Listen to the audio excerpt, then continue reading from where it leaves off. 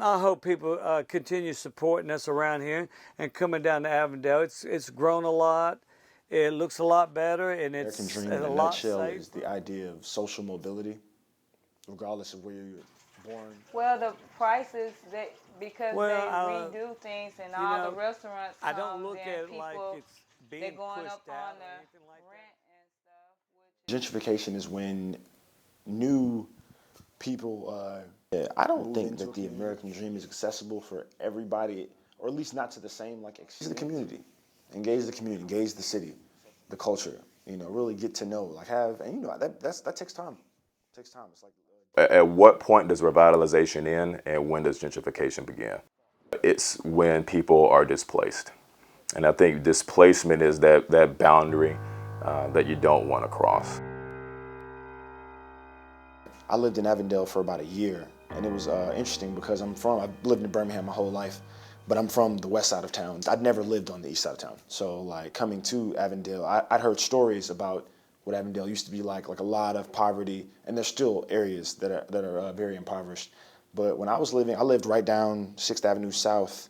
I could literally like walk to Avondale Park from my apartment, and I did a lot of times, and just you would see just a lot of activity. Of course, you got like the bars but just the different restaurants, jazz at the park. I walked and it was a lot of people that coming from both inside and outside the city. New businesses, like just things that from what I was told weren't there before. it seems like it's a lot more safer, and a lot of people riding bikes around here. We have the parks are filled up all the time. Uh, People coming down here playing baseball, sports around here. We have a lot of bikers, bicycle clubs that ride bikes around here. But it's come a long way. It really has. Gentrification is when new people move into a community, like a upper class, middle to upper class people, and then the part that makes it gentrification is a lower class or poorer people get moved out. At what point does revitalization end and when does gentrification begin? And of course, still giving all the appreciation to the complexities and the nuances of the situation. I think if there is a way that you can demarcate it, it's when people are displaced. And I think displacement is that boundary that you don't want to cross. It doesn't even have to be that mass displacement, right? And I think a lot of folks kind of look to areas such as Brooklyn, San Francisco, but it happens, you can say, on a micro level as well, right? You might not see it in that mass exodus, right? But you can see it if you have a housing complex or an apartment complex, rather, and you might be paying $500 in rent. Fixed income, 50 years old, 60 or whatever it may be, and somebody comes in, and all of a sudden, because of the market around it, those rents rise to $600. You know, everybody can't afford to pay the high prices for what they trying to make it around here. Like those condos, I'm not saying they're not nice or whatever, but they're $800. I mean, it's not that spectacular. Well, you know, I don't look at it like it's being pushed out or anything like that. I mean, people have come in here, they've purchased these apartments, they have upgraded them, remodeled them. When people come in here and invest their money, they expect a return out of it. And like me, I have some apartments up the street, and I'm fixing to renovate them and spend a lot of money on them, and I expect to go up on the rent too, because I can't spend money and not make the money back. I think it's a southern story, like most large cities in the South. Like if you look at like Memphis is highly gentrified. We were talking to someone we were up there serving, and they were like, you literally have $1 million homes, and then like 5 minutes down the street, you have like substandard Section 8 housing. So, and then to bring it closer to here, I mean, look at Inslee. Then you have Park Place. Because you got Chicago, the Dan Ryan Expressway separates like the higher scale neighborhoods from like substandard living areas.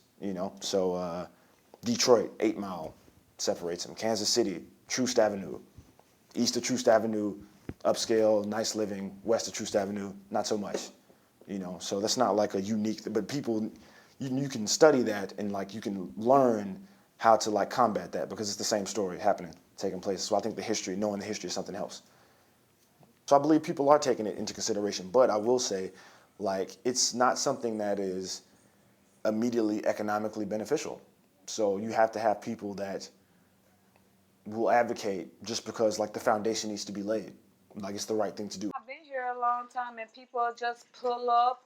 And for instance, if they go into the park, I mean, I wouldn't come to their neighborhood, and I don't care what color or who you are. Come and just pull up in front of the door and get out and look at me. Like, I live here.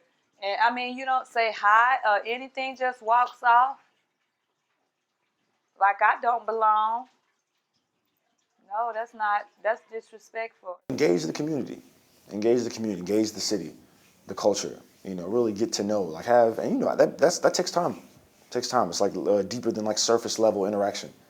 Like go to the. Well, if you move into the community, it's another thing. If you're having your kids at the school, go to like some PTAs. See if they have a PTA. Go to like the local neighborhood meetings and find out what are some of the issues and like how can you get invested, because I don't think that and no, I mean, because this is everybody's human, but like really engaging the culture and the community members. How do we make sure that the business, or rather the concept that's going through our pipeline, how can the entire community access that, right? So in a lot of ways, you kind of have to balance that with the wishes of that particular entrepreneur.